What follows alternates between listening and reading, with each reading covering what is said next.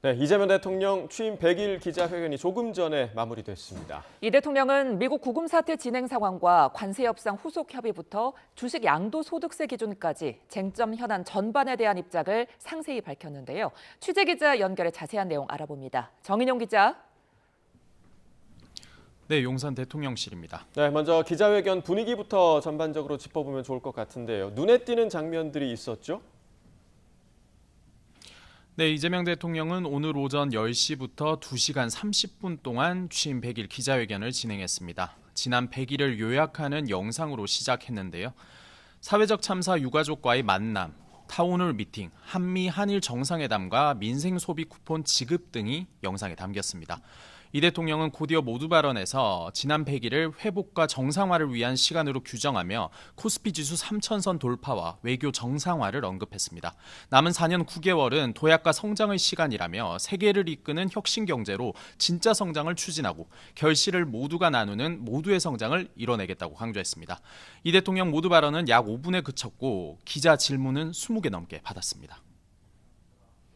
네, 그럼 분야별로 이 대통령 답변을 정리를 해볼까요? 당면 현안으로 떠오른 미 구금 사태를 포함한 정치 외교 분야부터 들어보겠습니다.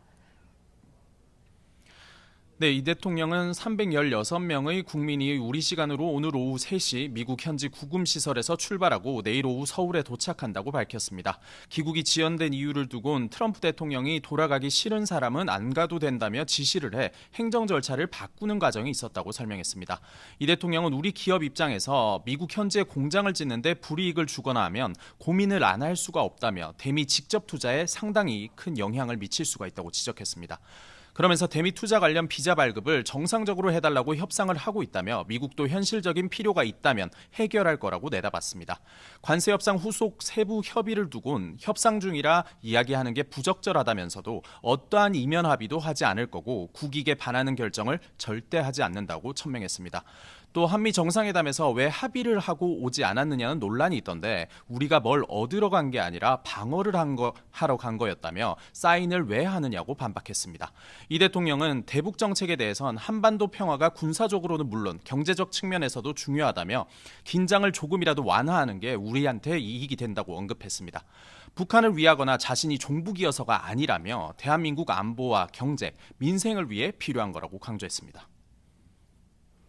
네, 특검법이나 검찰개혁 등 사회 분야 관련 이 대통령의 답변도 전해주시죠. 네, 이 대통령은 여야 합의가 파기된 특검법 개정안을 두고 자신은 몰랐다고 말했는데요. 이어 자신은 3대 특검의 수사기간을 추가로 연장하지 않는 합의안에 동의하지 않는다는 취지로 입장을 표명했습니다.